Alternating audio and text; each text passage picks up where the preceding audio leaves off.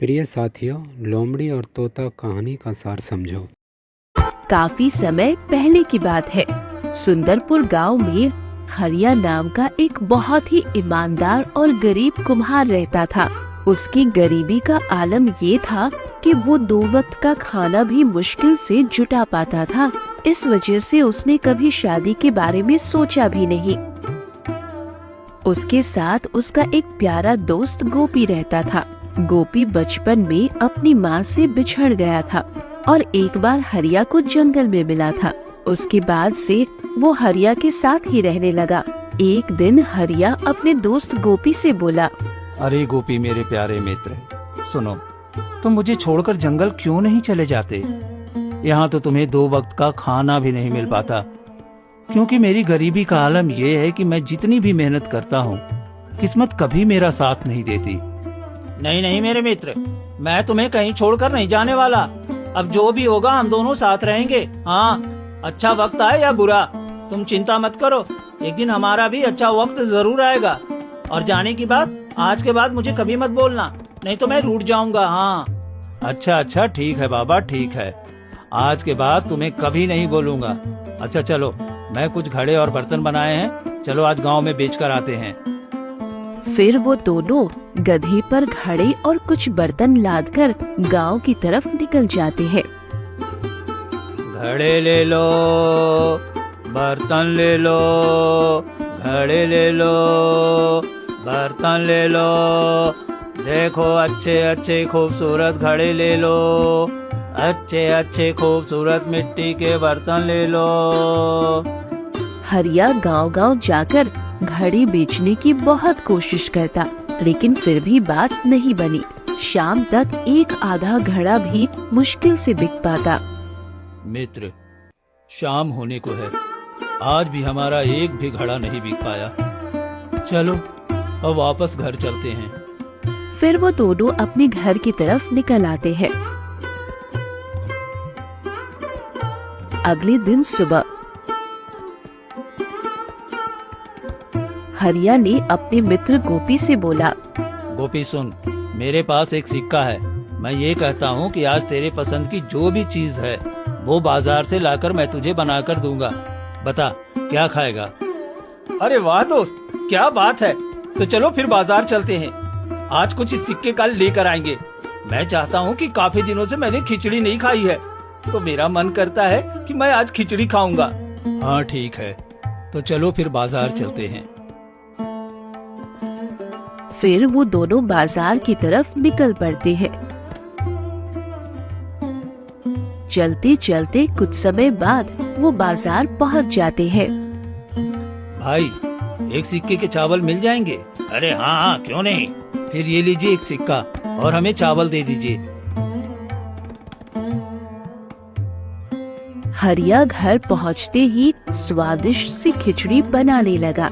अरे वाह साथी, ये तो अभी से दिखने में लग रहा है कि खिचड़ी बहुत स्वादिष्ट बनेगी। अच्छा, लेकिन अभी इसे पकने में बहुत समय लगेगा। हाँ साथी, बात तो सही है, लेकिन तब तक हम करेंगे क्या? एक काम कर सकते हैं, जब तक खिचड़ी तैयार होती है तब तक हम जंगल से मिट्टी ले आते हैं, क्योंकि कल मटके बनाने के लिए मेरे पास मिट्टी बिल्कुल नहीं है। हाँ साथी, ये सही रहेगा। ठीक है, तो चलो। और फिर हरिया और मोती दोनों जंगल की तरफ मिट्टी भरने गए। गोपी, ये देखो, यहाँ पर बहुत अच्छी मिट्टी है, हम यहाँ से मिट्टी ले लेते हैं। हाँ साथी, यहाँ की मिट्टी तो बहुत अच्छी है। देखना, कल जब तुम इस मिट्टी के मटके बनाओगे ना, तो तुम्हारे सारे मटके बिक जाएंगे। अच्छा अच्छा, चलो ठीक है, भगवान करे तुम्हारी बात सच हो। वो दोनों मिट्टी भरने में लग चुके थे और दूसरी तरफ एक भूखा लोमड़ी खाने की तलाश में घूम रहा था। जब हरिया के घर से खाने की सुगंध उसे लगी, लोमड़ी मन में सोचते हुए, अरे इस झोपड़ी से खाने की बहुत अच्छी सुगंध आ रही है। एक काम करता हूँ, यहाँ तो कोई नहीं है, मैं जल्दी जल्दी ये सारी खिचड़ी खा लेता हूँ। गोपी, हम मिट्टी लेने तो चले आए, लेकिन लेकर जाएंगे किसमें? तुम एक काम करो, तुम यहीं रुको, मैं घर से कट्टे लेकर आता हूँ। ठीक है साथी, तुम आराम से जाओ।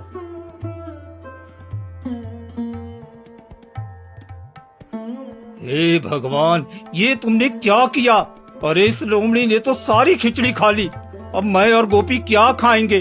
बोलो, तुम्हारी चोरी करने की हिम्मत कैसे हुई? बताओ मुझे, बोलो, जवाब दो। लगता है तुम ऐसे नहीं बोलोगे, मैं अभी तुम्हें बताता हूँ। हरिया ने ये कहकर डंडे से लोमड़ी की पिटाई करनी शुरू कर दी, लेकिन लोमड़ी चुपचाप उसकी मार खाती रही। जब हरिया थक कर बोला, तुम्हारी वजह से आज मैं और गोपी दोनों ही भूखे रहेंगे, इसलिए इसकी सजा तो तुम्हें जरूर मिलेगी। और तुम्हारी सजा ये है कि तुम काले जंगल की गुफा में कैद रहोगी। हरिया भाई, अरे ओ हरिया भाई, क्या तुम घर पर हो? अरे हाँ, बोला भाई, रुको आता हूँ।